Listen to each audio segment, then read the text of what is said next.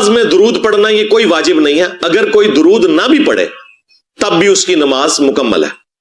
یہ کہتے ہیں ہم درود والے ہیں بارود والے نہیں ہیں.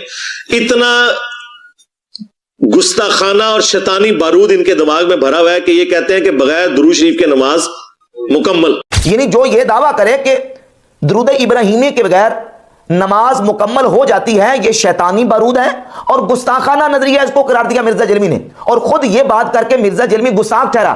حدیث کون سی ہے؟ یہ سنن ابی داؤد ہے اور حدیث نمبر 970 ہے. ان رسول اللہ صلی اللہ علیہ وآلہ وسلم اخذ بید عبداللہ, رسول اللہ صلی اللہ علیہ وآلہ وسلم نے سیدنا عبداللہ ابن مسعود رضی اللہ تعالیٰ عنہ کے ہاتھ کو پکڑا. فعلمہ التشہد فی الصلاۃ, تو نبی پاک علیہ الصلوۃ والسلام نے نماز میں ان کو تشہد کی تعلیم ارشاد فرمائی کہ تم نے اس طرح تشہد پڑھنا. حضور نے تشہد کے کلمات تعلیم فرمائے. اور آگے حدیث میں اذا قلت ھذا او قضیت ھذا فقد قضیت صلاتک, جب تو نے نماز میں تشہد پڑھ لی فقد قضیت صلاتک, تو تو نے اپنی نماز کو پورا کر لیا. ان شئت ان تقوم فقم, اب اگر تو چاہے کھڑا ہونا تو کھڑا ہو جا.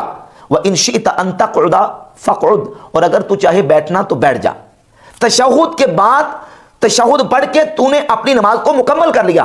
اگر تو چاہے تو اب کھڑا ہو سکتا ہے, نماز تیری مکمل ہو چکی ہے. یہ حدیث کے اندر موجود ہے مرزا صاحب. اب سوال یہ پیدا ہوتا ہے کہ یہ گستاخانہ نظریہ جس کو تم کہہ رہے ہو یہ کہاں سے ثابت ہے؟ یہ حدیث سے ثابت ہے.